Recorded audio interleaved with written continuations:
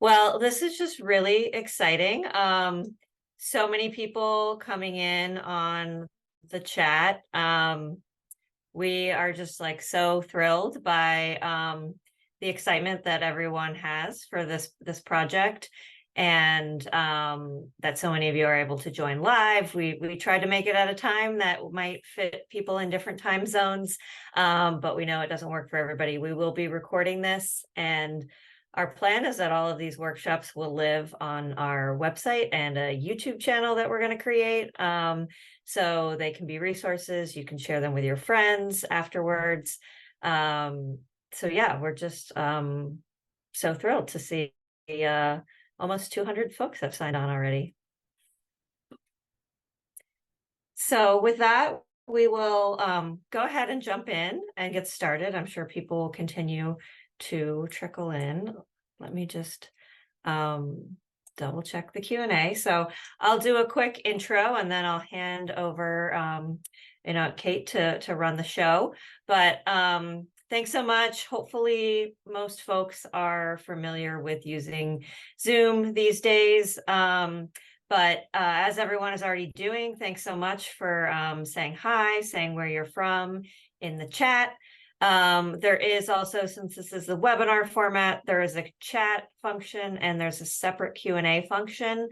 So feel free to just add comments and other things in the chat, but throughout the presentation, if you want to drop in questions, I'll try to monitor that, and we'll have some time sort of in the middle of the workshop and again at the end to answer those questions. And like I said, we'll hopefully, folks can be able to raise hands and speak up and ask questions as well if desired. There will be some polls. So if folks, just to have some more interaction and get responses from y'all, please take part in those. And then, feel free to add comments. I know there'll be lots of folks here with different levels of expertise, and I think we have it set up so you can add your comments to other people's questions and try to make this informative and sharing. And yeah, we'll be following up after the workshop with an email. Kait will share some resources and the Zoom recording, and we hope you join us for other workshops. And this is really an overview, and then we'll dive into more specific topics in the next few months.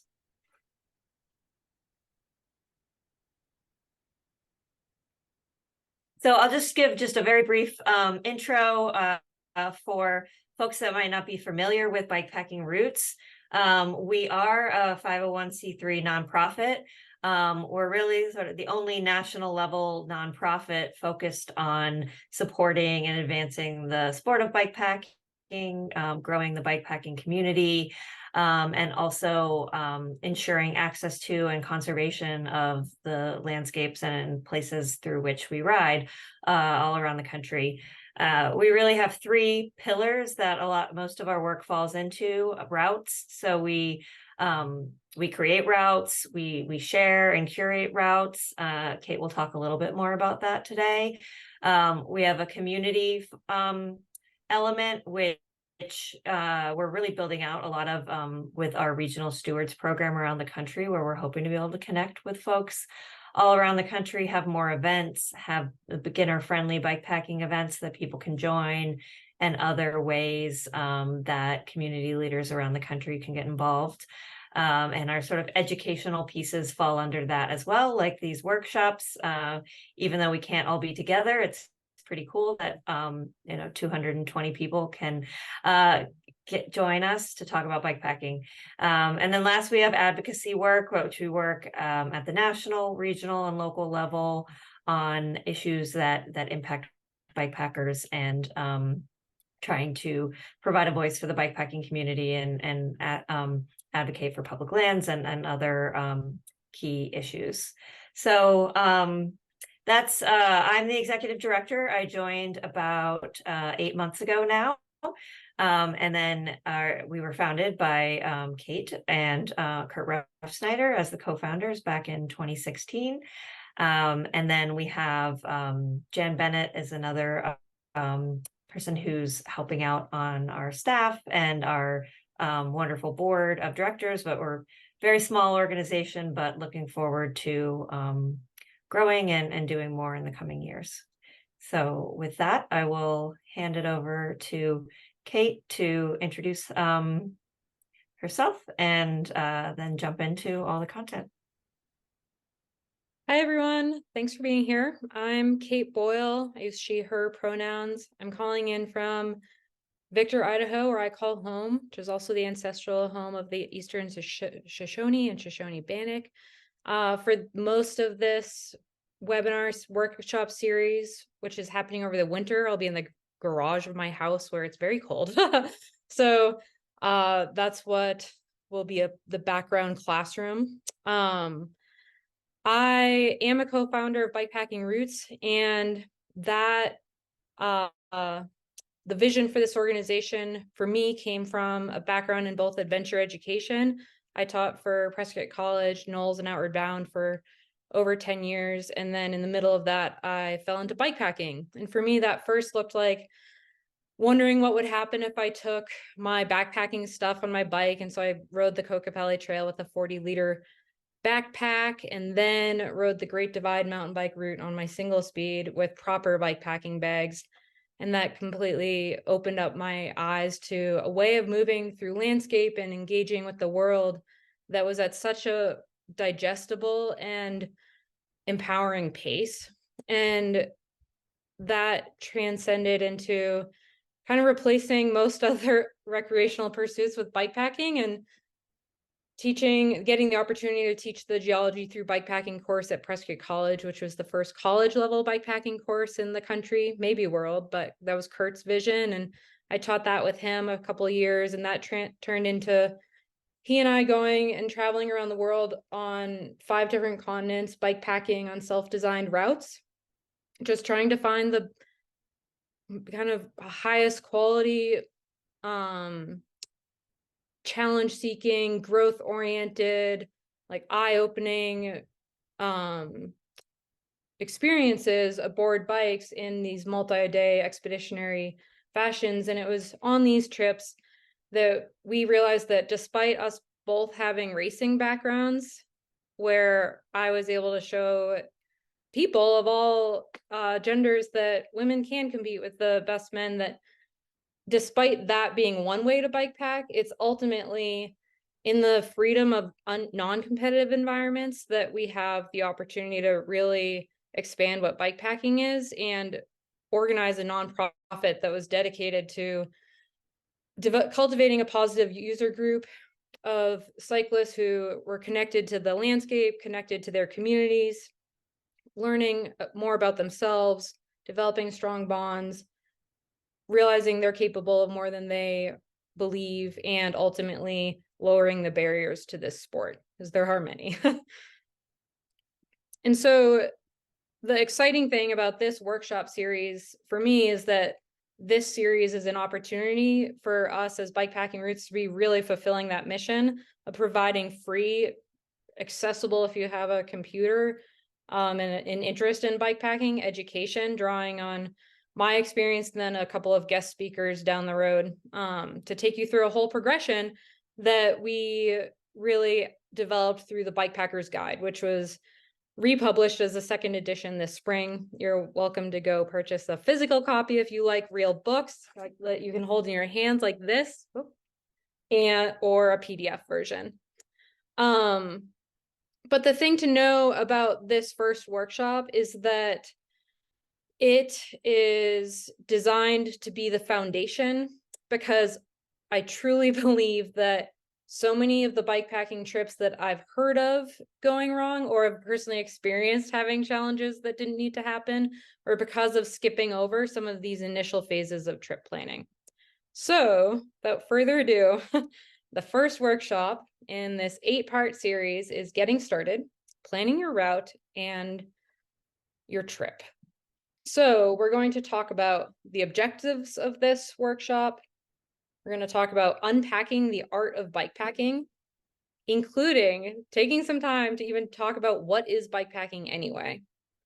Because it's amazing to me how often I hear when I tell people I go bikepacking, how that's met with kind of an assumption that it is one certain thing, whether that's racing or whether that's riding a gravel bike with bags. So we're going to talk about what that is.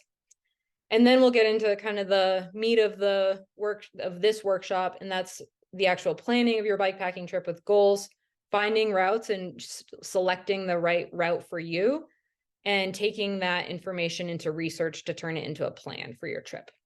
And that will be it for the next hour. And we'll finish with Q&A. And as Noelle mentioned, well, these two spots on this roadmap show two different Q&As. So if you have questions that arise throughout this, you can drop those questions in the chat.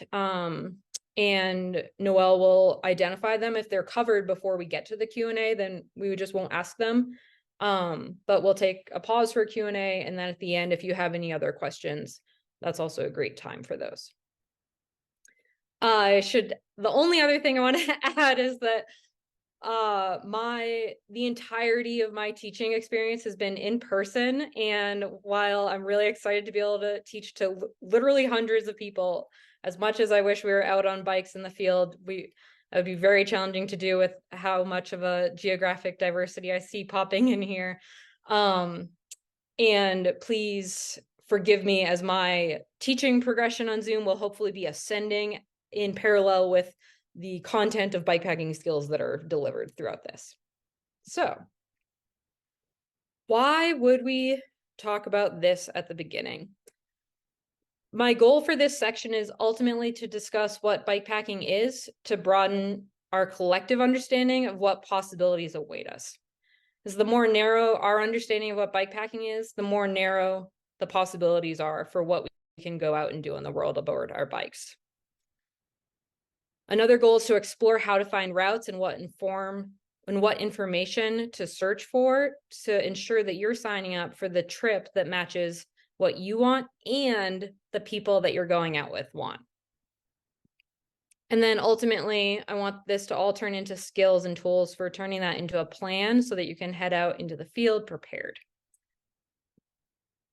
All of the topics that we talk about and touch on today will be built upon into the future parts of the series, depending on what the topic is, but that will span everything from bikes and gear setup and gear selection to food and water planning to more advanced route development and navigation, etc. So, unpacking the art of bikepacking. First, bikepacking is riding your bike, generally off-road, for more than one day. This is our very basic effort at distilling what bikepacking is into one definition, but let's unpack that. So first, we're going to start with a fun little poll. If bikepacking is riding your bike, my question to you all is, what bikes go bikepacking? And I have a poll for you to select any of the answers that resonate. We're just going to take a couple moments. This is the first poll, so I'll figure out how long these take. Oh, wow. Oh, this is so fun to see. Seeing a lot of responses.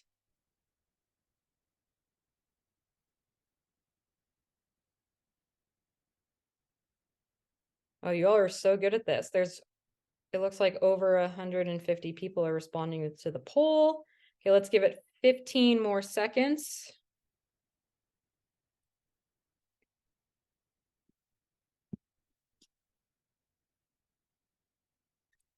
All right, and 3, 2, 1. We have an overwhelming support for gravel bikes, drop bar mountain bikes, hardtails, tiny bit less for plus size mountain bikes and fat bikes, tiny bit less then for all the different full suspension bikes, and then a tiny bit less for the hand cycles. Single speeds are in there, road bikes and e-bikes. But I'm happy to see that there's no bike that's left out. We're going to end that poll because, sorry.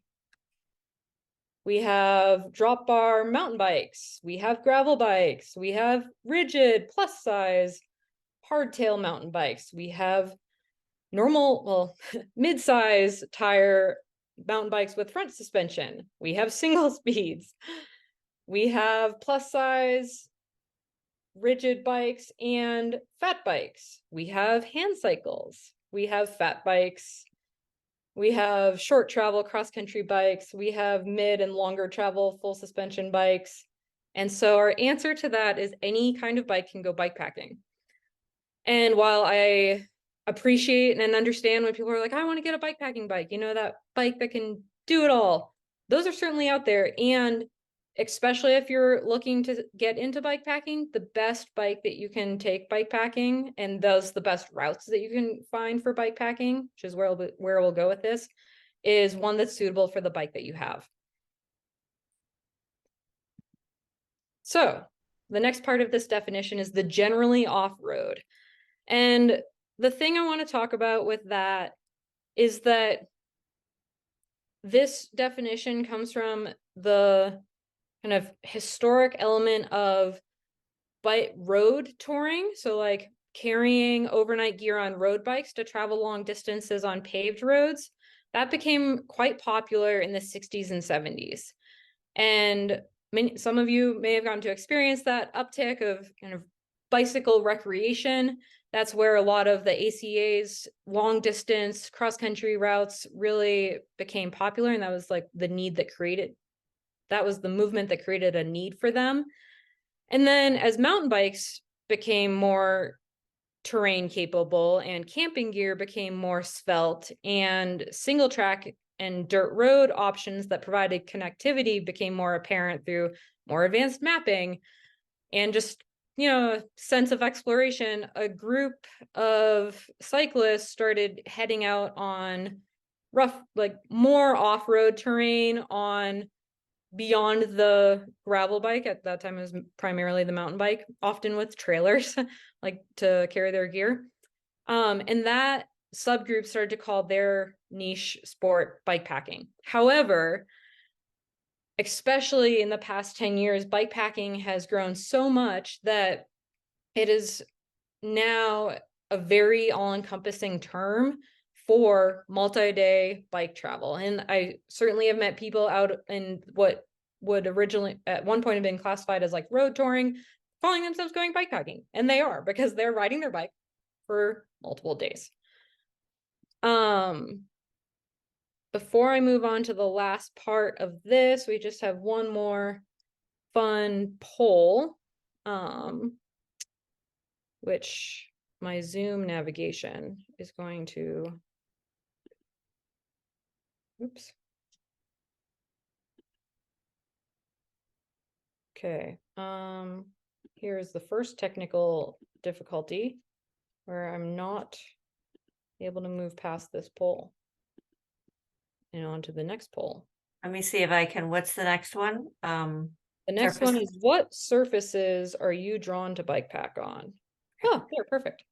Okay, so this is just a way to engage, like, I think as you're answering this, one thing to note is that while purely paved routes, maybe purely gravel routes are all possible for the most cases in bikepacking, trying to connect different surface types, it ends up being percentages because it is quite challenging to find an entirely single track route for hundreds and hundreds of miles, or an entirely rugged 4x4 route without having something else in between to connect those.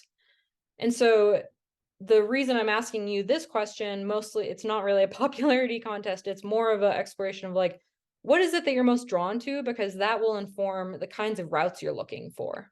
And if there is something, maybe the antithesis to this would be, what do you, maybe to reflect on, is what would you not want to ride on? Because that would also be something to help as you're working on route selection. And if you're like, I'm not going to touch single track, that's great. There are some primarily road routes that amazingly do have some single track. And so those would be something to avoid. Awesome. Thank you, Noelle, for finding our poll.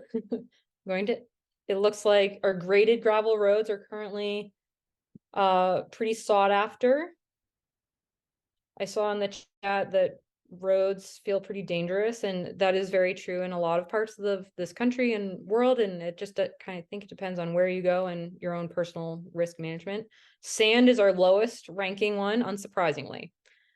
But I think that there are some people out there with appropriate bikes and mindset that sand is a great surface. It's kind of like snow in that it's fairly unlimited. So moving on to the final part of the definition of hopefully expanding our possibilities of where bikepacking can take us, is that for more than one day element. And so I think because of really big, iconic routes and races, there's this kind of romanticizing of epically long bikepacking trips, the month plus trip along the Great Divide mountain bike route. And yes, those are incredibly aspirational. And the reality is that I've personally had just as much of a impactful and meaningful experience on a less than 2-day route, just one night. And so when we think about where we're going bikepacking and for how long, like, bikepacking is anything that's more than a day. If it's less than a day, it's a day ride. But otherwise, if you go out for a night and you're back in the morning in time to go to work, that is bikepacking. And I think one of the things, the farther away I get from pursuing a more transient lifestyle of bikepacking all over the world, and find myself seeking just really meaningful bikepacking trips in places that I really care about or want to explore with people I care about, it comes down to that overnight part. Like, where am I wanting to spend the night that is really exciting? And so we have everything from bivvies and tarps to tents to mountain huts and refuges to warm showers to hotels. Like, it's almost endless, the types of lodging or overnight accommodations that you could find while bikepacking. And so something that I would just ask for you to drop in the chat right now is, what is your favorite type of accommodation to seek out? Or what would your dream type of accommodation be to seek out and when bikepacking? And what I love about this is that I wouldn't actually be able to answer this question because I have so many favorites. Like, I just saw Under the Stars. Yes, I love camping under the stars, especially in arid climates where it's not going to do. I also love camping by alpine lakes. Even though I think I'm always going to swim in them and I don't, I like the idea of it. I also love huts in Europe where they feed you 4 courses because I'm usually really hungry. It's less food that I have to carry. Oh, I love this. There's so many glamping. Yes. Fortunately, this chat is going to be shared, so we're going to get to, you'll be able to go back and see some of these responses, which are coming in so quickly. Hot springs, so that is a good one.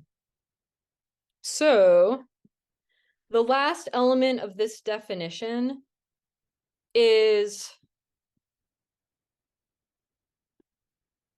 what else bikepacking can include. And this, I may not get popularity votes for, but I want to put this out there because I think that because of how much bikepacking had such a awareness built around bikepack racing earlier on, that there's this mindset of self-supported that is part of so many people's definition of bikepacking. And I'm here to help break that down because having ridden a lot of miles of self-supported, and also having had just as powerful and exciting and beautiful trips that are not self-supported, both of which would fall under bikepacking, I want to talk about those elements, because if it takes helping make the experience better than what a self-supported type ride would do to have a great time or to make the sport accessible to someone you're taking out, then there's no reason to not do that. And so a couple of these things that I came up with are bikepacking can also include traveling with less gear, like not having your camping stuff, and planning your itinerary to go from accommodation to accommodation. So you have your day ride stuff, you know, to be like warm, fed, fix anything, bodies, bikes that could come up in a day setting, but you're going to make it to a place where you can eat and sleep. And a lot of us like to call that credit card bikepacking. Sounds great. Using motorized transportation to travel along the route, like the taking a loaded bike up a chairlift is pretty awesome.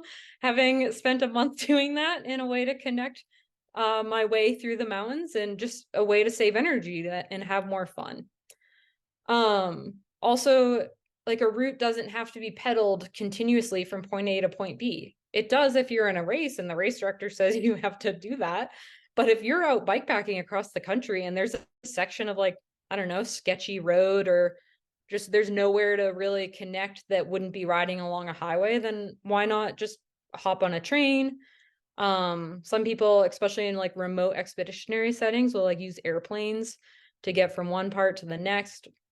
You hear of that a lot up in Alaska and Canada. Boats to connect across bodies of water, like those are all motorized, and there's nothing wrong with using some of that to make your route possible. And I should also add, it's really fun. Like putting your boat on a ferry and having your stuff, or like hopping on a train with your bikepacking bike, like the conversations that it strikes up are some of the highlights of the experience for me. Another one is having a vehicle meet you at camp to receiving support from an outside party. And this is something we've been doing a lot at Bikepacking Routes with our camp out model, where we're taking folks out for a weekend ride, going to camp. And one of our ways of lowering the barriers to bikepacking is bringing a truck with water to camp. And if there's some gear that some folks don't have the ability to put on their bikes, then they can put it in the truck. And like, they're still bikepacking, they're riding their bike, generally off road, for more than one day. And the truck's just helping that logistics work out. I think it's also a great resource for you if you're wanting to get into bikepacking and you're nervous about camping by yourself. Then you could have a friend or a partner go meet you at a camp, and they don't have to ride if they don't like the idea of maybe riding all day, but you could still have a great experience together sharing the camping. And you still went bikepacking. And then lastly, I just want to put this plug in, is that you're still bikepacking if you're not carrying all the stuff. Like, I often get to bikepack with people who are larger, ride bigger bikes with more space, and are stronger than me. And I don't carry the same amount of stuff as they do. And that's where we talk about the difference between equity versus equality, and we'll get that more into the bike setup. But my experience bikepacking is no lesser than theirs, because my bike isn't a self-supported setup. So that is where we have landed with expanding our definition of bikepacking. Before I move on to the next section, which would be the meat and potatoes, tools for trip planning, I just want to find out if there are any questions from the audience on what we've covered so far.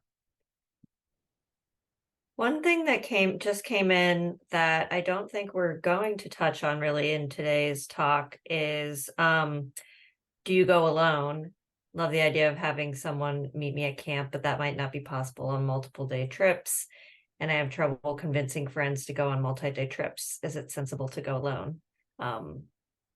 I do that a lot. I'm a big proponent of it, but I'll let you answer that. Well, yeah, I mean, Noelle, I think you have bikepacked alone a lot more than I have. And I think that we don't have a workshop specifically dedicated to that topic. There is a section in the Bikepackers Guide about going solo. And what I would say, not knowing who I'm talking to right now, what I would say is that all of the planning would very much apply. And when we get into like gear selection, as far as having communication devices. And personally, and I think from a lot of the people I've talked to, knowing that you have the ability to communicate with a certain person and being able to share like your updates along the way and being able to say like, this is where I'm camping. If I'm not there by this time, like do this. And just having that sort of connection through satellite communication or cell service, if you know you'll have cell service the entire time, that's one tool in the planning process that you can use to just maybe help you feel a bit more, maybe a bit less alone. Yeah, I think, and it definitely depends on the trip, and having preparation is key. I've probably gone on trips where I haven't necessarily, had all the mechanical skills that to know what to do if something happened to my bike, but have been able to work things out and just sort of getting more comfortable over time. I remember my first time sleeping alone at a campsite, like every little thing sort of made me nervous. And then I just got much more comfortable with it. And now, I'm comfortable camping in a lot of different situations and doing things alone. I still haven't done it alone or really much at all in grizzly country. So that'll be another step for me. But yeah, I think happy to. Maybe that's something we could specifically do a workshop on in the future. Does anybody want to raise their hand and ask a question? We can try to see if that works. Or else there are a few more questions in the chat.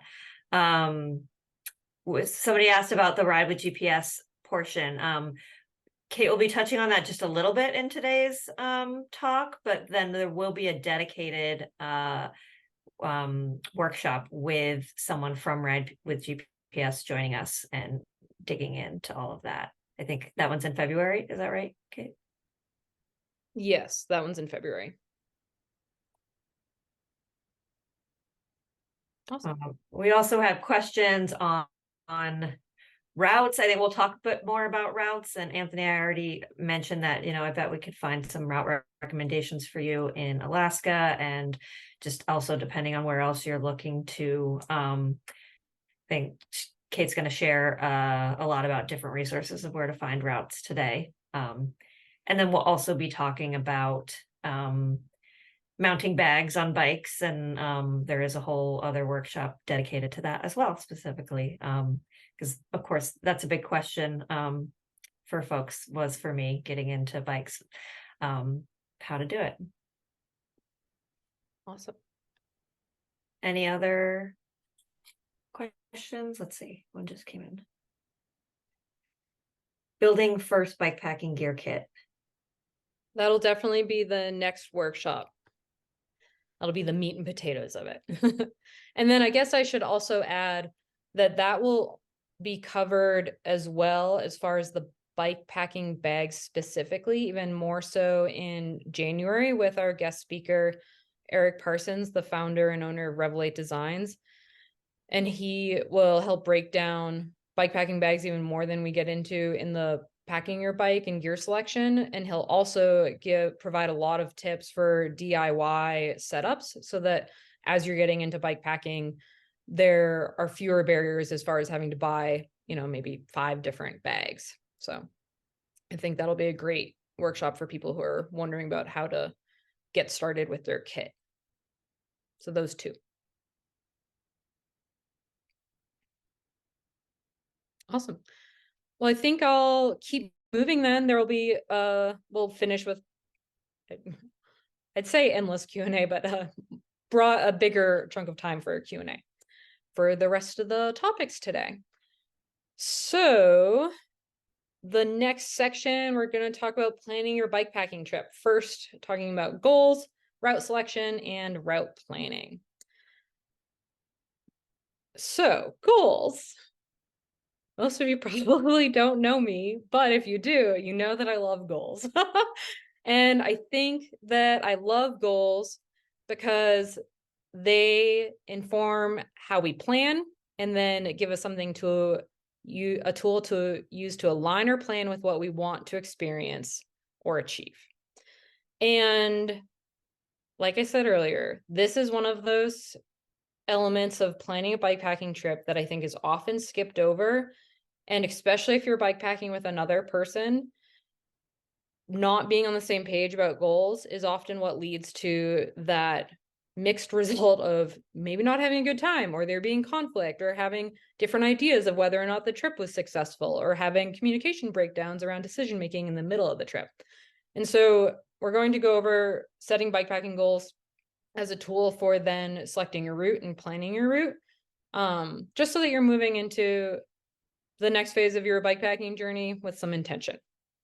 So I break goals. I think of goals as either objective or subjective. And I think of objective goals as those that are the ones that are tangibly measured based on objective information like routes, destinations, metrics like mileage or days, things like that. And then the subjective goals I think of are more process and experience based. And they would be, for me, things that are more like based on enjoying the experience with the person, or visiting a place and getting to experience that place, or going through the process of like learning more about how my system is working. And so I'm going to pop up some example bikepacking goals, which are all real from my bikepacking time. And they're just examples of different goals that you could apply to subjective or objective. And you'll see that some are based on a route, some are based on a destination, some are based on an experience, some are based on the process of riding that route. And I know there's a lot of words here for a slide. And so these are mostly just to be a tool for showing how I would take my plan and turn that into or take my desired experience and turn that into a goal. And the reason that this is important is because goals dictate expectations and expectations dictate experience. And so if you can go into your planning and communicate these with your partners that you're going bikepacking with, then if you're on the same page, you have the ability to end up in situations that could be otherwise potentially miserable, like pushing your bike through snow in June, technically almost July, but still be having a great time, because it's not actually about going a certain distance that day. It's about sharing that experience with the people you're with. Or you could be having a miserable time because you kind of forgot that maybe your goal was to ride a lot of single track, but you chose a location that doesn't actually have much single track, and you ended up pushing your bike through a jungle to end up in the middle of nowhere in Chile and had a temper tantrum about it. And then this other picture, this is Nan. She's one of our board members, and she's just really good at having great her expectations aligned with the goals and potential experience of the trip. Oops, sorry.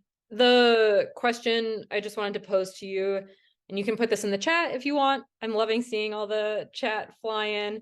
But just like, what kind of bikepacking goals are you drawn to? Because I do think that there's all types of different bikepackers out there that are drawn to all different elements. We've done some fun surveying of the bikepacking community, of what draws them to bikepacking.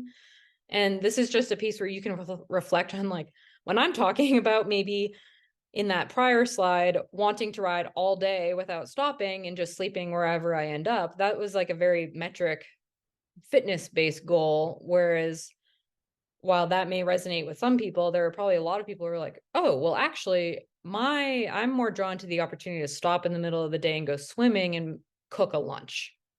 It's not actually about how far I get. So oh, I love seeing the goals come in. Can you go back to your previous slide just for a second while people are? Oh yeah, totally. Thanks. I want to say, as someone who is engaged very much in person in the teaching environment, I'm really appreciative how engaging you all are on the chat. So thank you for contributing.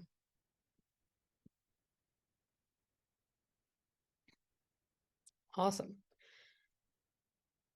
Okay, you can keep throwing in what sort of goals you're drawn to, and I am going to move forward into what this, on the topic of goals, expectations, and experience, what we can start to think about as we're planning your bikepacking trip. And based on the initial information we collected from y'all, folks who have registered for this have a mix of experience. A lot of folks who have never been yet, a lot of folks who have been just a handful of times, and then also a number of folks who have been out a lot. And so I think this first start to planning your bikepacking trip is for those who are newer. Also testing new setups potentially. And also for those who are taking out other people, especially people that they want to have a positive relationship with moving forward. And that is just the first bikepacking trip. Having taught a lot of first and led a lot of first bikepacking trips, I have really settled on the overnighter being the ideal way to start bikepacking. I didn't do that, and I would have had a better experience had I done that. My husband's first bikepacking trip was an overnighter, as documented by him in this picture with our puppy, and this route. And in the college courses, what we immediately found was that if we did the shakedown ride, which we turned into a joke being like the shakeout ride because all your gear shook out and off of your bike. The reason for this is that there are a lot of elements to bikepacking. There's the bike functioning, right? There's just the physical challenge of combining multiple days of riding. There's the gear element of like just having what you need. And then there's the packing element of getting it all on your bike in a way that's not going to just shake off as soon as you start moving in rougher terrain or faster. There's also the logistical element of just like where to park, how long a route is going to take, where to camp, like all those pieces. And the more days you add, the more logistics you add, as far as how much food and water you need, where you're going to resupply, how much do you have to be able to carry, where are you staying for each night, like is the route actually rideable? And so you can eliminate so many of those variables by starting with a route that you could ride in one day, that ideally you've ridden this before, and you can either camp or find accommodation along. And so I'm going to show you two examples that I've facilitated for other people, and they've been wonderful and great.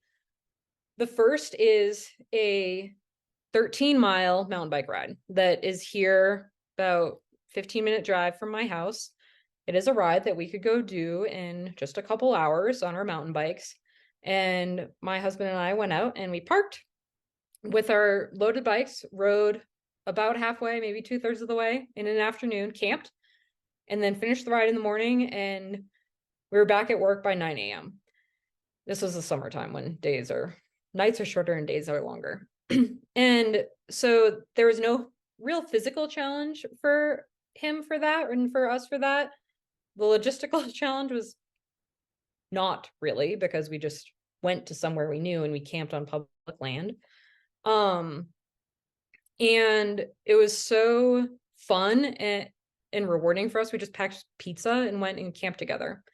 And he got to experience just like loading his bike, felt what his bike was like riding real single track still, and made some adjustments, and then proceeded to his next bikepacking trip, he went and rode the Western Wildlands route, which is a nearly 3,000-mile route from Canada to Mexico without me. And so I thought I did a great job of setting him up for success for wanting to go bikepacking in the future. Although I didn't get invited. So then this next one is a bikepacking routes overnighter that we did here in Teton Valley as well. And this was a gravel route. The whole route's 80 miles, and so it would be attainable for a fit gravel cyclist to do in one full summer day. However, it would be much more enjoyable and attainable to split it into 2 days. And so we started, and there was about a 45-mile first day, and there was a camp with a vehicle that met us with water. It was a dry camp, and brought some people's camp chairs, brought some more luxurious camping items for folks who were psyched to do that. And someone's puppy came as well. And then in the morning, we finished the ride and we're back at the cars later in the afternoon. And so it was 2 wonderful days. There was time to stop at coffee shops, time to stop and have lunch, sitting on the ground off the bike, and everyone had a wonderful time, was wanting to do that again. So that's just another example of an overnighter. The two commonalities between these things are both are able to be ridden within one day. And they have a designated camp spot that we know will work. And it was a great opportunity to be testing systems and the body on the loaded bike.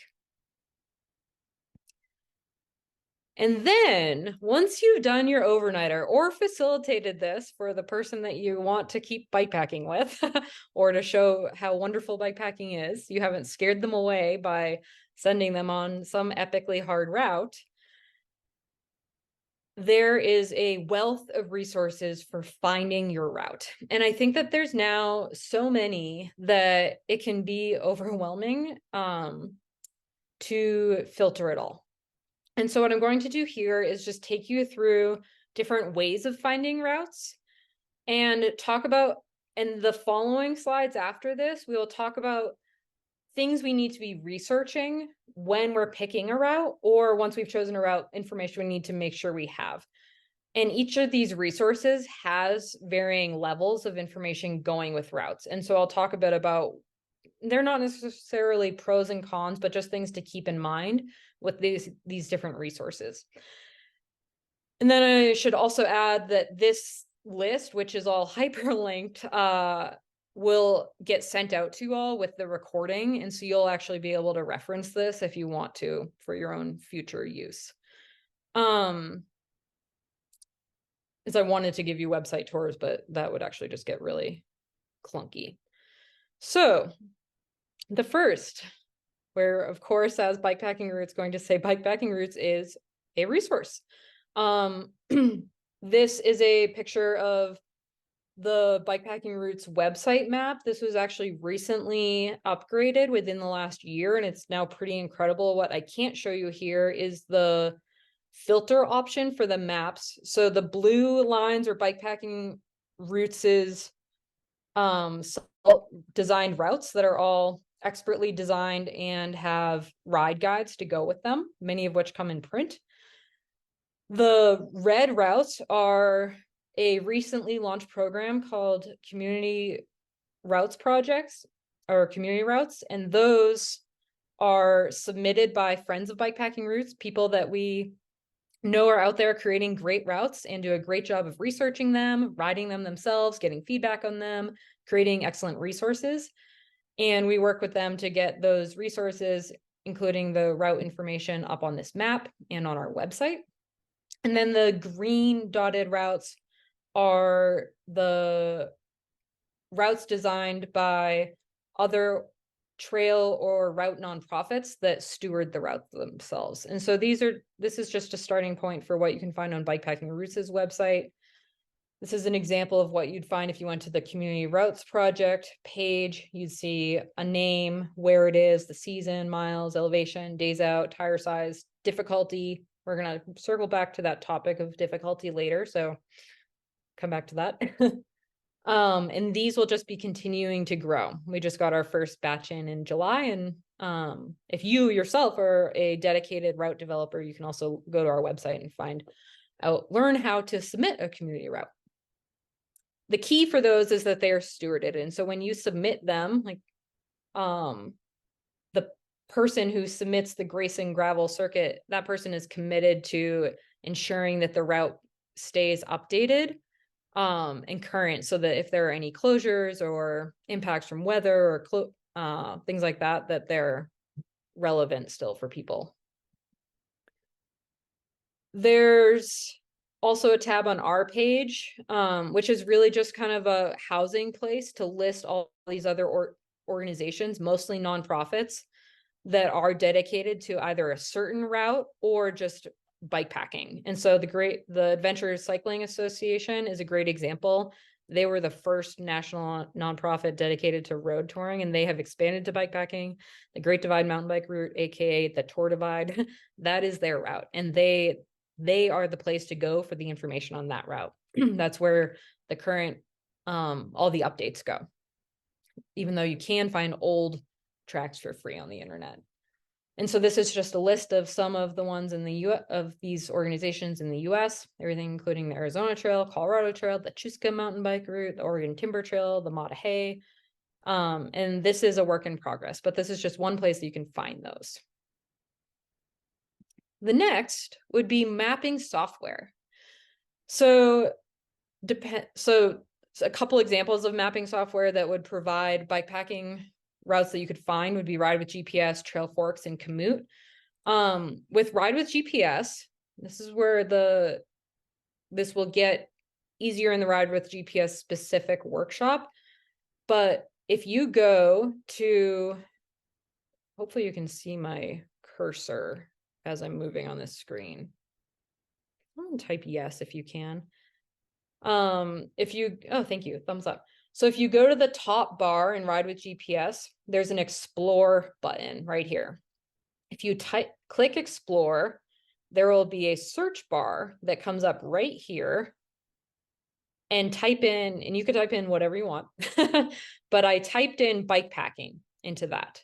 And so if you click on the filters, then you can identify, like I said, search within 10 miles of Moab, Utah for bikepacking, and it will come up with a map of results of any route that has been tagged as bikepacking by someone who created it. And so then you can click on those routes and learn about them. And the thing to know about these is that, like, they will have a GPX file, but depending on who submitted the route will depend on whether or not there's information to go with it. And it's also not necessarily going to be clear if that route has ever been ridden, because someone like me could have just made a route that they potentially wanted to ride as an idea because they like daydreaming, and didn't actually go ride it. So this is really a great resource for like kind of getting inspiration, but it's not going to be the be all end all for going and riding the route unless you find yourself suddenly with this guy, Alex, who made this very detailed Moab bikepacking 1 to 2 night route, which is actually going to give you a lot of information. So that's the thing to know about that. And then similar with Trailforks and Komoot, if you search bikepacking routes, you'll probably find some that are submitted by people, and they are just what they are. They are a route that's posted on the internet, and unless they come with all the information that you need, which we'll go through that list in a moment, they're just that initial route, and there's a lot more homework to do.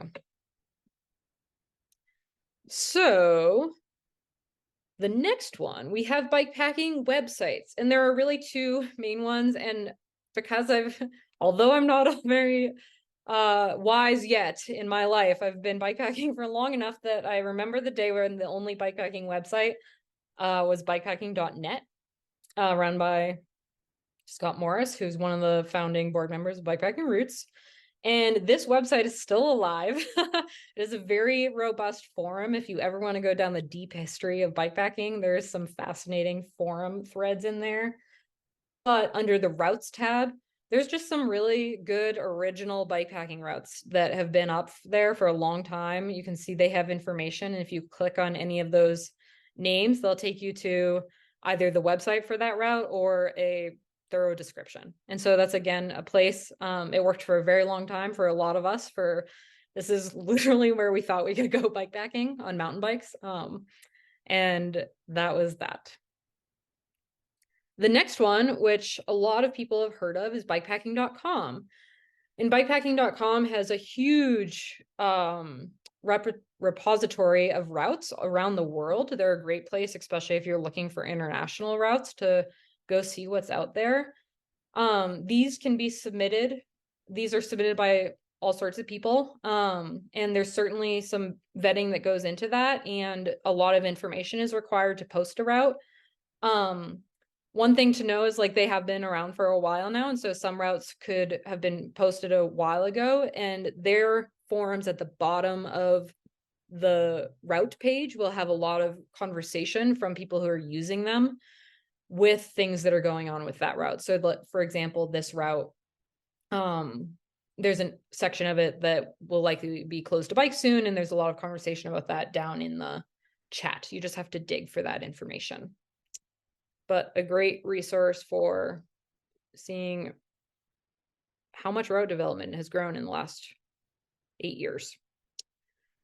The next resource is takes a little bit of internet sleuthing to kind of unearth, but this is again a Scott Morris website, and this is Track Leaders. So if you've ever followed any of the bikepacking races, or just some people's adventures, like our other co-founder and the routes director at Bikepacking Routes, Kurt Steiner, he just rode the Continental Divide Trail this summer, and he had a tracking page up. So this is again kind of a place to like find inspiration as a launching point for future hunting or for future route research. On this website, and unfortunately the screenshot doesn't show you, but at the top panel, there's only like 5 or 6 options to click on, but one is portfolio. And if you go to the Track Leaders portfolio, you will see a very impressive list of every single route they've ever provided tracking on, and every single year of that route being tracked. And so that is a place to see like, oh, all right, the Adirondack bike route. I've never heard of that before, but if you click on it, you could see a map of it. And then that would be a point to go do some more Googling or figure out who is the race director for that. I want to learn more about this Adirondack bike route that's supposedly 400 miles long. So this is, again, for those who are going to go deep down in there on finding routes, but the thing that is cool about it is it's a very robust resource of routes that are out there. And there's just a lot of research to do to follow up on them. Our next resources are local organizations like Vermont Bikepackers, as an example. More and more bikepacking oriented groups are popping up around the country.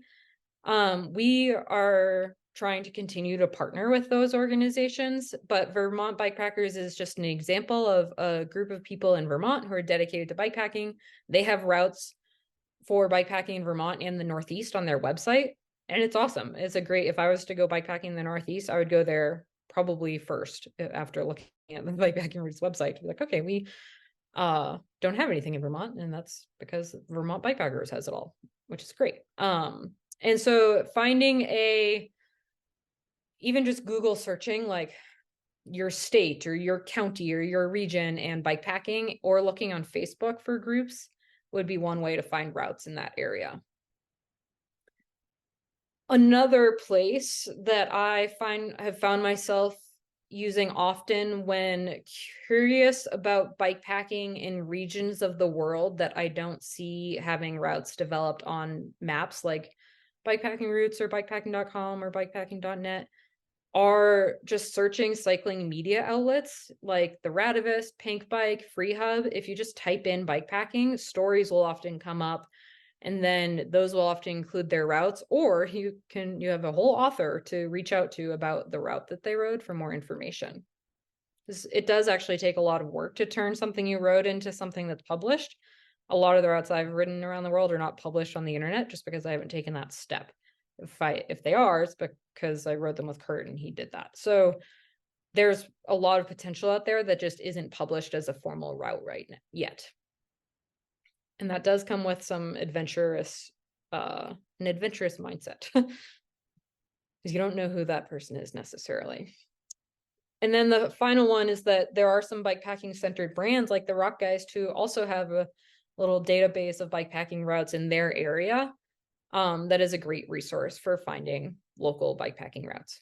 So the takeaway of this so far is there are a lot of places to find bikepacking routes. There's a lot of overlap, but there's also just a lot of bikepacking routes out there, and it takes some homework to find them. And so my question for you in the chat is there anywhere else that you find bikepacking routes? And this is a really helpful thing to contribute to the chat, because we could actually pull these things out of the chat and add that to that list of resources for folks. But I just saw Swift Industries. Totally. They post routes in the Pacific Northwest Seattle area. Far Out app. Yeah, that's a great one. The Far Out app will generally get their routes from organizations that have partnered with them, like Bikepacking Routes or the Arizona Trail Association. But that would be the app where you would it'd be a very useful tool while you're out riding. Oh, that's a good one. The Mountaineers Bikepacking Group. State parks. Yeah, it's going to be wild when we start to see more and more tourism organizations and land management agencies sharing bikepacking routes. Mhm. I Yeah, I like the couple mentions of Single Track Samurai, Carlos's routes in Florida, which if you need routes to ride this winter are good ones. What was it? I just lost it. Dirty Free Hub has totally. Gravel. great routes in Oregon and Idaho and other places like that. Awesome. Great. So, oh yeah, the gravel guides. They've been doing great work. So as you're on the internet, or you have stumbled upon a in-person gravel guide or bikepacking routes route guide, the things to start to think about as filters, mental filters for finding information, which will inform if you need to do more research or not as to whether or not it's an appropriate route for you and your goals. See, the goals are coming back, is a two-part list. So the first section that I've identified of things to be looking for, whether it's on that initial website that has the route, or once you've identified a route that you're curious about, having to do some more research elsewhere on, is learning the surface types. This is one of the first one. That is probably pretty obvious. Like if we've identified any bike can go bikepacking and you have a bike ready to go, if you have a gravel bike and you're excited to be riding graded gravel roads, maybe a little bit of more technical gravel road, you want to avoid highways and you want to avoid single track, let's say those are your parameters. As you're finding these routes, you need to go into that, like say it's called a gravel route, then, or an off-road route, then you need to start to figure out, well, we know that it's unlikely that it is 100% graded gravel.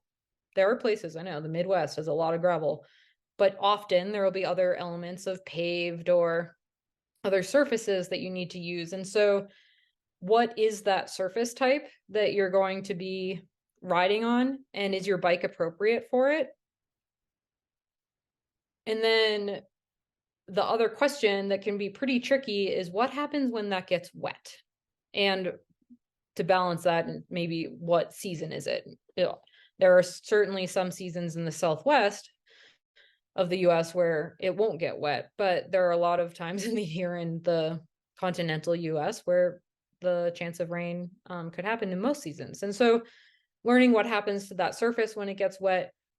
There's a forthcoming feature on Bikepacking Routes' routes map that shows a mud layer, which is pretty crazy, and will help be a tool for identifying if a route gets wet, if it's still rideable or not. otherwise, doing some digging into folks who have ridden the route, or a lot of like conscientious route developers will identify what happens if you can still ride it if it's wet, or just asking people who are familiar with the area. And then the technicality and physicality, websites like bikepacking.com and Bikepacking Routes, I think Dirty Free Hub as well, they'll all have some sort of way of identifying, and bikepacking.net, just how technical and physical it is.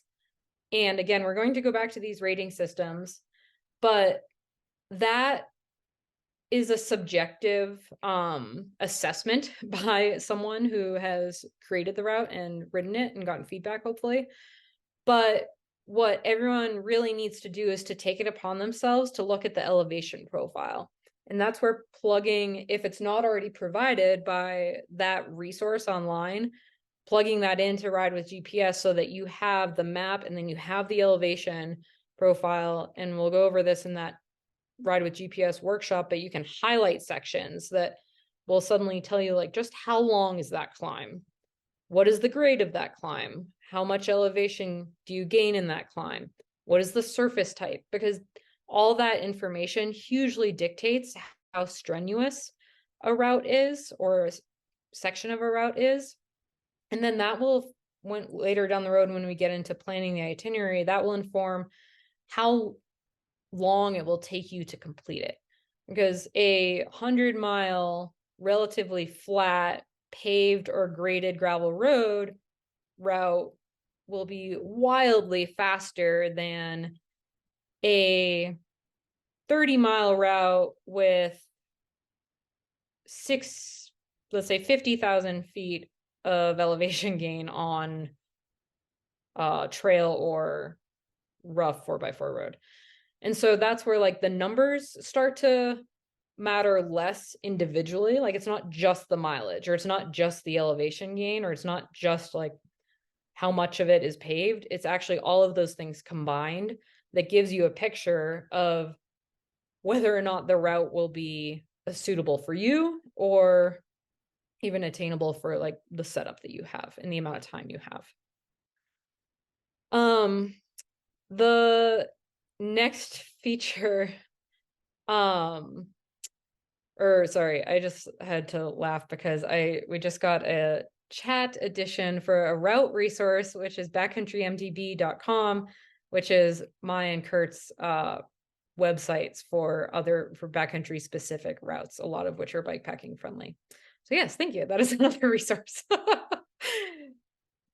Hopefully Kurt's not here. He'd be mad if I forgot to add that. But so the next consideration for researching, once you've I always start with the surface type, technicality, physicality, and those elements that make it technical and physical, like elevation gain, in relationship to distance. If I'm still on board with this route being something I want to pursue, then starting to look at water sources along with their reliability in the season and seasonality, which is informing then how much water do I have to be able to carry. I just don't really like dry camping. I think I've done that too much, and I am at a point where I like to camp with water. It's not off the top. It's not a no-go now at this point, but it's certainly something that will dictate my experience of having to carry a lot of water. Noting any food resupply, this kind of starts to matter depending on the length of your trip. We'll talk about that more with food and water workshop, and also bike and gear selection. But I have found personally and with students that about 4 days of food without resupply is about the max that is really not even comfortable, but like pretty manageable to stuff on a bike and have a somewhat rideable, pedalable bike. Less than that, it starts to get more reasonable. And beyond that, you start to need like a pretty expeditionary setup rig. And so if your trip is shorter than, let's say, if it's 3 days or shorter, then packing all your food is pretty straightforward. But if you have resupply, use it, because it's a way to reduce the weight and increase the capacity, or like reduce the amount of stuff on your bike, which then increases the amount of extra energy you have for having a good time. This is just a continuation of that list. Finding lodging and camping options or lack thereof in a lot of parts of the Western United States where there's a proliferation of public lands and dispersed camping is very accessible. It's bikepacking out here often looks like identifying those places and making sure that you're going to be in those areas at evening, and you can identify kind of a range of places you'd camp. Or if you want to have a campground with a toilet or a shower, then identifying those. Sometimes, again, you could have options for one night, all within a close area.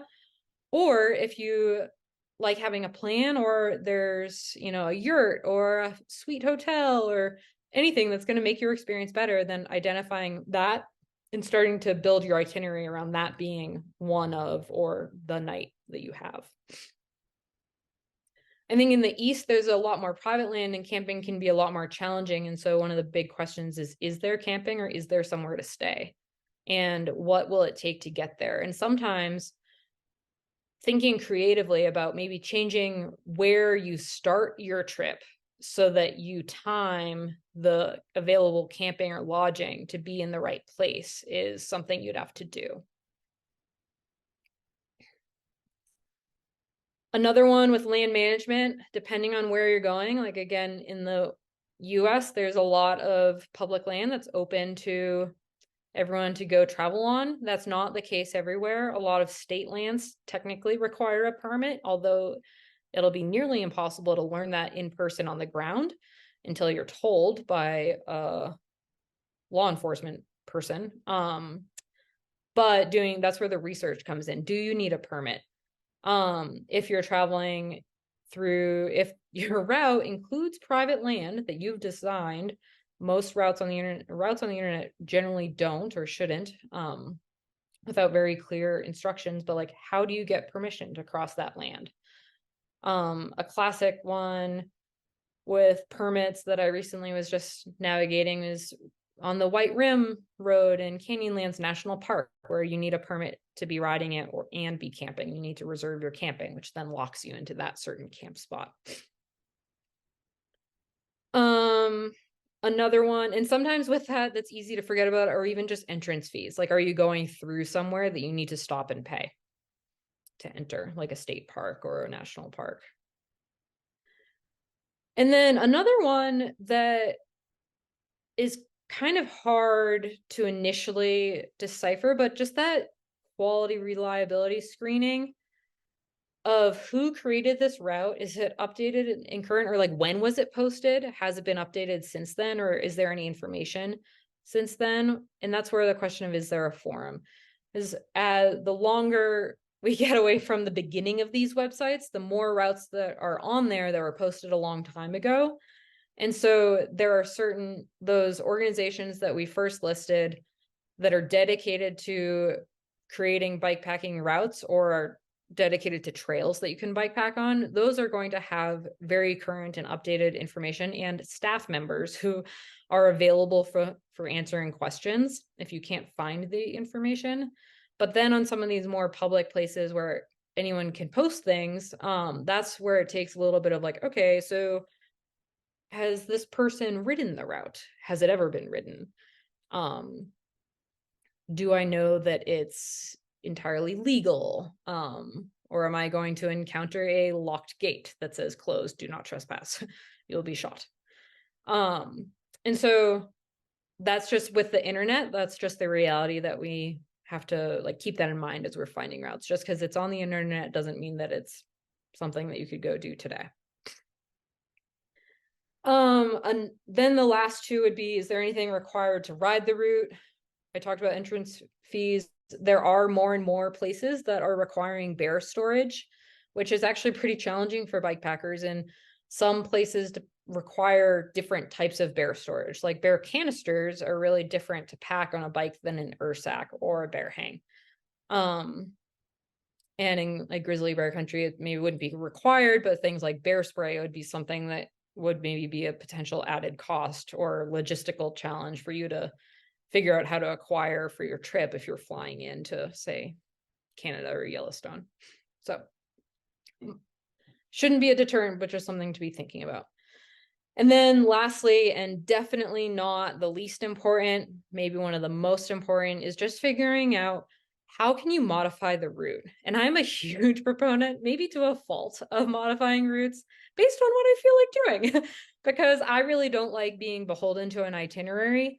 I like to prioritize the quality of the experience. And so that's where, like, if it's weather or energy levels or finding a better option along the way, if those things cause me to think about maybe riding a different way, then I want to be able to do that. But if I only have a track that's downloaded onto a blank base map, then I am genuinely going to be committed to riding that track because I don't have the tools to be riding off the route. And so that's where being prepared with downloaded base maps, a physical paper map, if you have the ability to find one that covers that landscape, having backup base maps and other routes downloaded on your phone. I often will make my route and then I'll download a couple other alternates so that I have options, or just note, like, you could go this way to get to this town, or I could go that way to shorten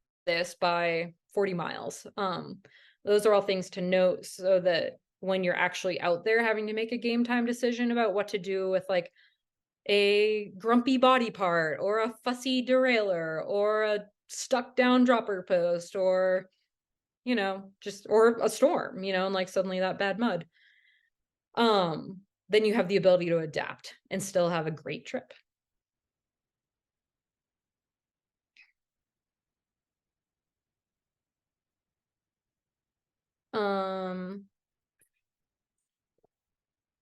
Okay, we just saw a note in the chat that some folks are just sending messages to hosts and panelists. So change it to everyone if you want everyone to see the comments. Thanks, Noelle. That is a very good point. So the rating scales. This piece, I want to talk about this for a moment because whether it's the Bikepacking Roots rating scale, Bikepackingcom's rating scale, Dirty Free Hub's rating scale, Bikepacking.net's rating scale, like, there are scales everywhere, which is great because it's humans' attempt to take a relatively subjective thing and turn it into quantifiable number that should lend an idea of what to expect. So, that whole goals set expectations dictate experience. And so this is a huge piece of that. And there is someone who I think out of this workshop wanted to identify how to identify a route they'd enjoy versus one that would be torture.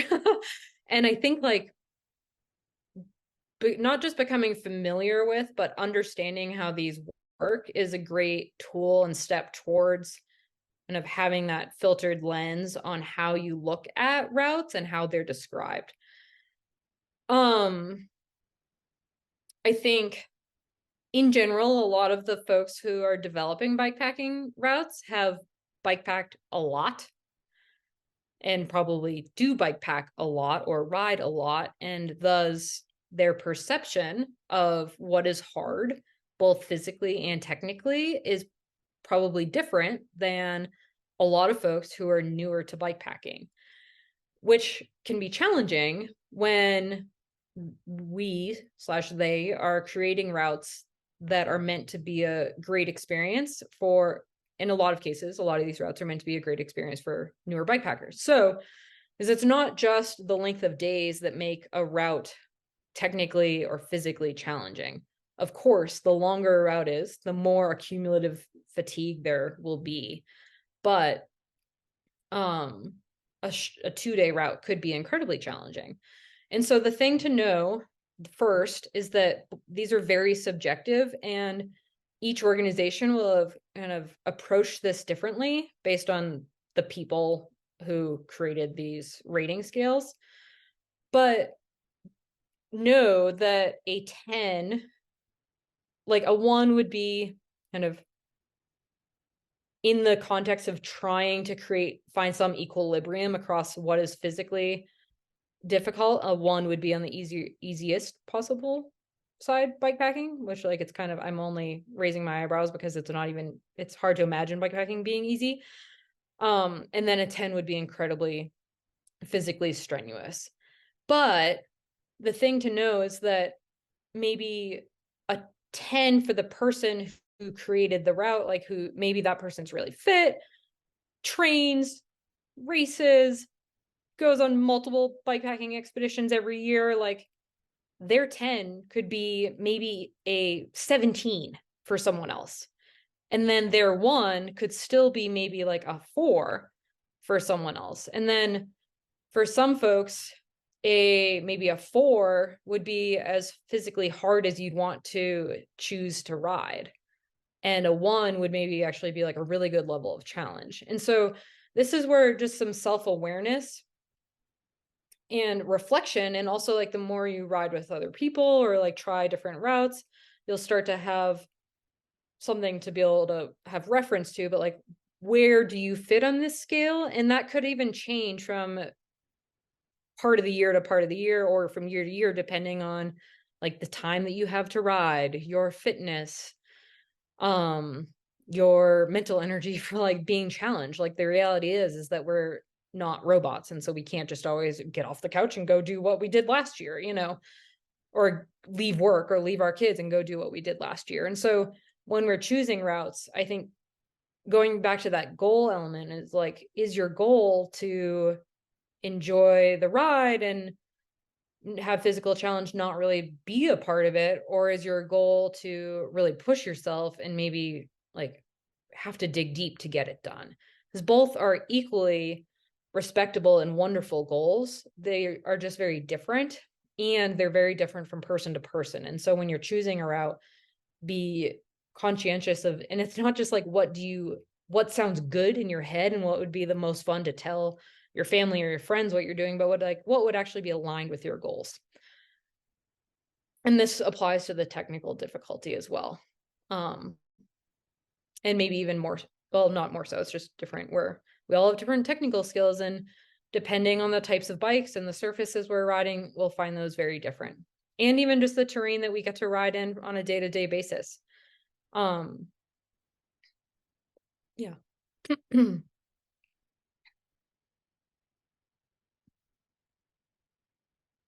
I should say, as an advocate for bikepacking routes, before I move on, if you ride our routes and you have feedback about how a route was rated, whether it's a crop route or a bikepacking routes route, please let us know, because the more that we get feedback, the better we can have our resources be informative for you all. Okay, so turning this into your route, we are nearing the end. Thank you so much for staying with me. But we have done a lot of research, and the next step in this is just taking the research and putting it into something that you can use to go out. And that is basically like making a plan. Like I alluded to with loving having options, I love having plans that I'm ultimately just going to change. But 2 things that you can do are create spreadsheets and create maps. A third thing that you don't have a picture of, because you would be like, wow, this is not very professional, would be having a notebook like me, and you'd scribble in it. And then you tear out the page, maybe put it in a Ziploc bag, so it's or tape it or laminate it so it's somewhat waterproof, and then you carry that with you. And that's what I've been doing for a decade, is just writing stuff down. But our friend Kurt Restschneider, the routes director guy here, made an epic spreadsheet for the Continental Divide Trail. And this has a lot of columns, but it's a great example of actual really useful way of putting in all that information. I see, it looks complicated. Yes, it doesn't have to be that complicated. This was a 3,000-mile, 3-month trip. But some things to note that he did that are really important is the route mile, the distance to your next resupply, the climbing to next resupply, so having both those things, right? The estimated days to the next resupply. Some things like dates aren't necessarily as important, but store hours are really important to note. If you can buy some things that maybe would be hard to find, like at gas stations, like fuel canisters for our very special camp stoves. And then notes on upcoming miles. And then Kurt has even included how many thousands of calories he needed to buy at said store. So these are really great. And I think I have also really appreciated when people have shared these spreadsheets from other routes. So sometimes that takes like perusing Facebook and stuff, but I think they're out there. I can ask Kurt if he can share this with you for the Continental Divide Trail. Given he was the fourth person to ever ride it, I'm sure he'd be thrilled if that meant someone else wanted to ride the route. Maybe we can make some like templates of Totally, planning yes. spreadsheets as well. The template is a great idea. That'd be probably more useful than how many calories Kurt needed to get from Wisdom to Lima. And then the next way to do this in a more visual well, maybe not more technological, I think this is easier than making spreadsheets once you figure it out, but is creating a route with the information in the waypoints. And so this is a route that I just made for 2 weeks ago for a Thanksgiving trip that ultimately got snowed out, but that's okay. It's ready to go. And this has the route. You can see the elevation profile I was talking about. So again, in the Ride with GPS workshop, you'll see more of this happening live, but when on the web browser, I can highlight sections of this profile. Like if I just clicked here and dragged across to here, it would just highlight that section of the route and show me exactly how much climbing that climb has, exactly how long it is. These red and white dashed sections, those are all dirt. The solid red and the elevation is paved. And so same with the map, the solid red line is paved. The rest of it's like the candy cane dash, that is all dirt. And so that shows my surface types. I would have to go deeper on like if those are graded roads or 4x4 roads for Moab. And then I have identified where all my water is. If I clicked on each water waypoint, I have notes in it about refilling and filtering. And I've also put in my really shorthand notes here, like fill at mile 25 for dry camp at mile 74, next water at mile 100. That's the longest stretch. So I know that the longest I have to carry water for is 75 miles, which includes an overnight. But then I'll have water the next day after 25 miles. I'm resupplying after mile 114, which is day 2 in the afternoon, etc. And so I've put those notes in there. I also know that I have a permit, and that was stored on the phone. So that's just one way you can put this information. And because again, despite not being very wise yet in my life, I did start bikepacking pre smartphone. And so I like to rely on not just one app or one electronic device. And so I would have these things written down. I like to bring maps. If I were to only bring my phone, I'd bring a phone bank or battery pack to charge it. And then I'd download all these maps, but I'd also back it up with screenshots. So, yes, Ride with GPS does have a subscription service, as do most mapping platforms for like some of the more advanced features. I know they'll talk more about what different features you can do with the free version.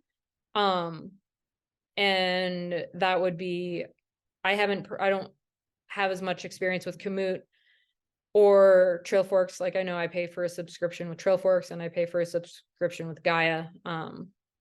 But yeah, I'm sure that there are always some ways around that too.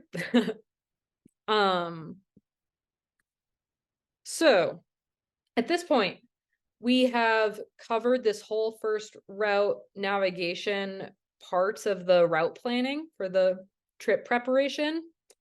In the next workshops, we're going to talk about the bike and gear, and then in the following one, that'll be food and water. And so at that point, we have concluded the topics for the first workshop. That is very much the foundation of starting to plan your bikepacking trip. And I'm excited to take questions and leave us on this slide, which is the upcoming schedule. In the email that we send out with the recording and these other resources, we'll also have links for registration. And I do want to put a plug in for the fact that these educational workshops are made completely free by the support of Revelate Designs, Ride with GPS, and Shimano, which helps us achieve our mission. And we are a member-driven organization. And so if you do find this valuable, please consider contributing to the Bikepacking Roots' end of year campaign, which just kicked off with Giving Tuesday yesterday. So questions. Thank you so much. Yeah, there's quite a few. So I know we're technically at our 90 minutes now, but we're, I think, happy to stay on for some more time to at least get through some of the questions that are in the chat and Q&A right now. There were a few that came in through the chat that I tried to capture, so I'll start with those. One question was about finding folks of similar abilities and interests, like to go ride with. I will comment, we're hoping to help facilitate this at Bikepacking Roots. Obviously, we won't be able to do that in every community and every place, but through our Community Stewards Network, we're hoping to help build bikepacking community and bring folks in and have beginner-friendly trips. I think local Facebook groups are a lot of states have a group, or maybe it's based on a city or geography. Like near me, there's a DC group, there's a Baltimore group, there's a Virginia group, and folks often post where they're going. Happy to help, try to connect you with folks if we happen to know resources. But I don't know, Kait, if you have any other suggestions for that. The only other thing that I think is starting to become more popular, and if you like this idea, you should either organize one or get some people to, are the idea of group starts or group finishes for routes that are not races. And the people that I know who have attended those have really enjoyed those as an opportunity to connect with people. And then there's a whole group that's riding your route at the same time, and you naturally end up with people who are at your pace or have similar goals. And then I know some folks who have then gone on to continue bikepacking with them. Yeah, it's definitely one of the barriers, and that I sort of dreamed about bikepacking, and until I moved to Baltimore, where I live now, and connected with other cyclists, it was slowly able to become a reality. So I mean, I've been through that experience, and so that's what I'm hoping to help facilitate through Bikepacking Roots. Obviously, realizing we're a national organization, so we're not touching everyone everywhere. Another question there was a question about just thoughts on Gaia GPS, and then there was another related question on knowing about how do you know about private property? Someone referenced Onyx as a source for that, and also maybe Gaia does have a feature for that, but I don't know if you have any much experience using Gaia or pros and cons. I've used Gaia a bit. I haven't personally had much success building routes specifically for riding on, but I have used them more for just the ability to pull up a map to see what's around me, especially if you pre-download the tiles. So Gaia, Trailforks, Onyx, those all are apps that have layers for private public land ownership and management, which is really helpful. So those are places that I have used to at least start with just seeing visually, is this public or private? Mhm. Awesome. There was a question about, and there's a couple questions about bike packing, which maybe like we'll get to in a future episode. There was one about how much should your bike weigh. I will say I went on a very long trip with a bike that weighed probably 80 or 90 pounds. But so it can totally vary. Kate's a proponent of lightweight, and there was another question about how do you pack a small bike? So I think Yeah. you'll especially be talking about that because you're 5'2" and ride a full suspension mountain bike, and so have those challenges. Yeah, that both of those questions will be addressed a lot in the next session on December 13th. And then a question about how do you manage clothes? Like, are you also going to talk about sort of packing, like as that as well? Yeah. Yeah, maybe just a quick primer for the next workshop. So, all in the amount of time that we have, we're going to talk about setting up your bike for, preventing some common ailments while bike packing. We're going to talk about how to load your bike, no matter what the bike type is, but for ideal handling and comfort. That would also be where we can talk about weight. We're going to talk about gear selection. So, like choosing what camping gear and clothing, what your kits look like, considerations. Um, and one of those considerations inherent for me to be talking about this is just that considerations for smaller people and kids. As Noel said, I am 5'2", and that picture up on the screen is generally how I head out. There was a question just about, I think, on routes, maybe on like having ways to get to routes without driving a car, where there might not be. I think if there's not other public transportation like trains or buses, had this discussion recently about ride to the start of your route. There's a push for that in some races for people to not fly and just ride there.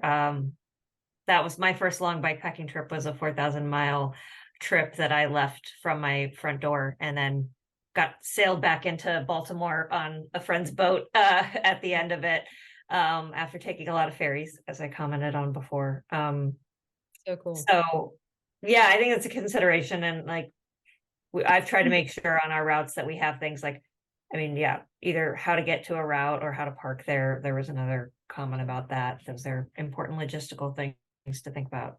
Yeah, and the only thing I would add to that is that a lot of the bigger, more popular routes, or bikepacking like regions, like places where folks actually see a lot of bikepackers, which amazingly is happening now. There will be local folks who are psyched to help, whether that's like driving you from airport to the start, or from their house to the start, or helping you somehow. And that's where like the Facebook land can just be so helpful for finding them, or the warm showers well, maybe not warm showers, but yeah. There were a few questions about like a glossary of road surface types, or what do we mean by graded gravel. I would say we came up with, Kate and Kurt and I had a long talk about trying to decide, because we tried to narrow down, for our community routes project, 5 main surface types that people could try to estimate the percentages that a route was, which I think we came up with: paved, smooth gravel, rough gravel, single track, and 4x4 road. And we do define those 5 things, are linked on any of our route pages of what we mean by those.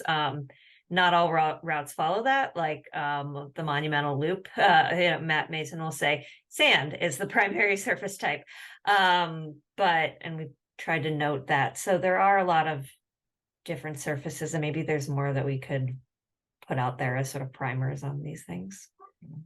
Yeah, that's a good topic, or a good question. I don't know if you answered this in your discussion before, like, what is the best way to gauge what is a lot of elevation gain per mile?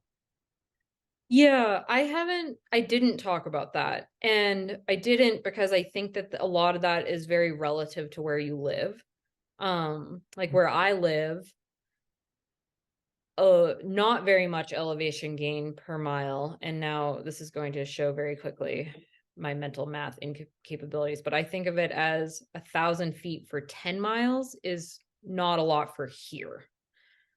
2,000 feet for 10 miles is more average where I live, but that would be a lot, like a lot somewhere else, but it's not very much like in the Colorado Rockies or in the Alps. So I think that if you can start to ride, my best advice for this is to start to have an idea of what you're riding on your own rides.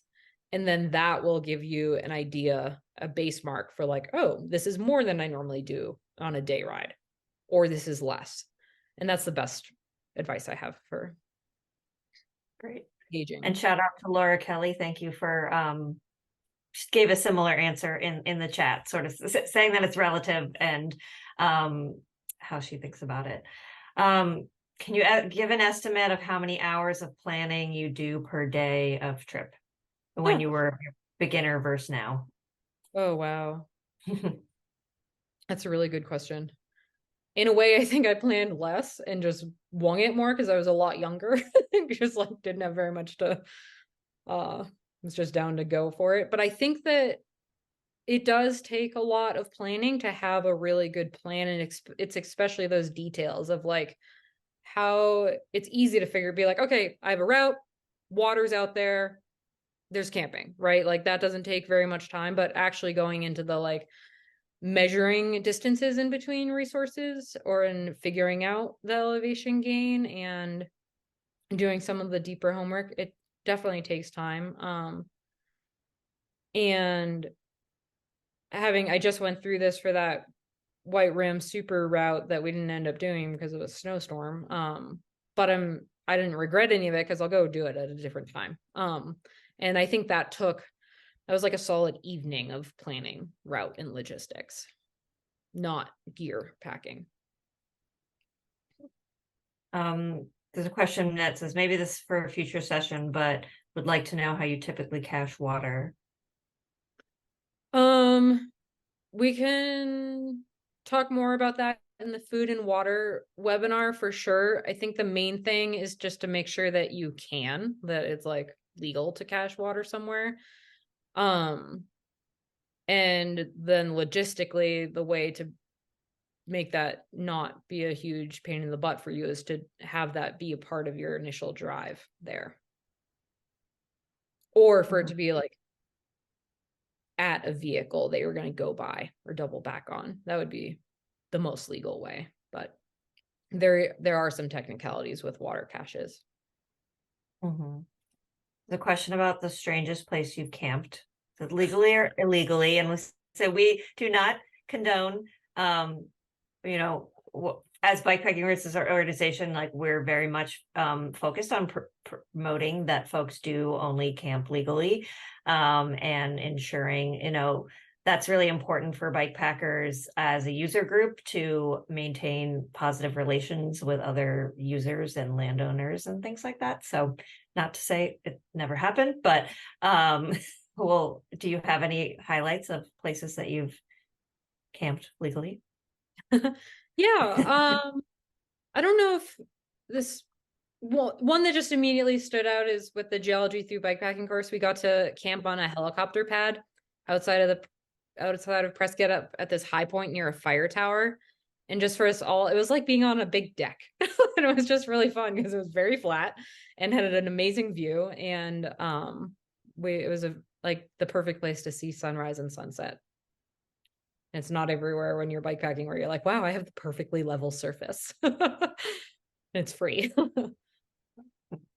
Yeah, I don't know. I camped at the furthest north point on my one big long trip was at a place called Meat Cove, which is the northernmost inhabited part of Nova Scotia, which was pretty cool. Just right on a cliff over the water. What are your thoughts on Forest Service maps for route planning? I think that if they're the ones that I'm thinking of that are kind of like travel management plan maps or travel maps, the Forest Service. They're big and they're a great resource for kind of like seeing what's out there for routes and what's open, which is really cool. They're most useful to me when I bring them into a Forest Service office and get information from the ranger in person. Because there are a lot of Forest Service routes out there that, and their symbol, their code, their key for what different routes are, can be anything from like something that's technically still legal and on the ground, but like doesn't really exist as anything, all the way to like the very graded, like a machine grades the road and drags it to make it smooth that people could drive 70 miles an hour on a dirt road. And so those would all be on the maps. And then the challenge with them is that they don't, at least not recently, they haven't had topo lines or contour lines. And so there isn't a very clear way to see exactly what the topography of the landscape is like. They'll have water sources or like drainages on there drawn as blue lines. So like through deductive reasoning, you can see where it's lower, but it's not a great resource for really understanding like what elevation would look like. Awesome. Just a few more questions. Someone asked, how much weight can you reasonably carry on your body in a backpack or fanny pack? Which I know y'all do ride with backpacks sometimes, so maybe you can comment on that. Yeah, I'll talk about this more in the Bikepacking Bikes and Gear on the 13th. But that is a consideration, especially for small bikes, especially for small bikes that don't have a ton of space like mountain bikes. And I wouldn't say that I have a number. I think it would depend a lot on like really your body, because so many of us tend to have like respond to different things as far as our back and our position goes. So I don't have a number, but I would say that I tend to just carry, it's usually is a place that I put water and then only light fluffy things or bulky things like a rain layer or a bag of chips. So the short way of saying that is like the essential weight, but as little as possible. Yeah, that's helpful. And then there was the last comment about mentioning bike flights or other things related to planning. I think that's a good point, and something I thought a little more just like resources. I have different opinions on different airlines and who's friendly for travel. That's obviously an important component of bike packing. If you are going to farther away places, I think I don't know if there's specific resources there, but I was just connecting with some folks at Adventure Cycling today, and I know they have a ton of resources, and I think we'll be working together with them a little bit more about just making sure we're utilizing each other's resources. I know they've done a lot. They have worked historically a lot with Amtrak, and there are other national organizations now leading advocacy there. So I think we'll be, that's a component, I think, of our advocacy work, thinking about how people can get around to do bike packing, and or there's also other organizations working on that as well. So, yeah. I haven't used bike flights personally. I usually do fly my bike on whatever airline I'm going on. Yeah, I've used it a lot. And I think that the reason to use a service like bike flights, I actually don't know of any other ones, is that some of the challenges of flying with your bike are reduced through bike flights. Like some airlines really don't want you to pack other stuff in your bike case, but actually a lot of camping stuff is great padding for your stuff. And so you can pack other stuff in with your bike because you're paying for the weight of it. And so there isn't going to be an airline that's like, this is only supposed to be a bike. The other element is like you close your case or your box and it ships, and they don't a TSA doesn't open it and move things around. I've only had bikes damaged through airlines, but I have not had bikes damaged through the carriers like FedEx or UPS who are handling the bike flights shipments. the challenge is you just have to coordinate with someone to receive it wherever you're going. And that could be a person you're staying with or a bike shop. Like a lot of bike shops will let you ship somewhere, or a gear store, but yeah. Right. I think that's the end of our questions and probably about time to wrap up as we're almost at 2 hours. But do you want to have closing comments, Kate? My only closing comment is thank you all so much. I'm really excited for the next one. Yeah, thank you all, and we will follow up with an email with hopefully everything goes well with this recording, and we can send that out and some resources as well. And please do, you'll all be added to our newsletter list, so hopefully you continue to follow along with Bikepacking Roots. Yeah. Just got Aaron Couch raised his hand. Hi, Aaron.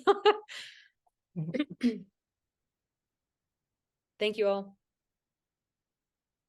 Yeah, it's great to see a lot of familiar names and so many more folks. Yeah. Cheers. Okay, should we stop recording?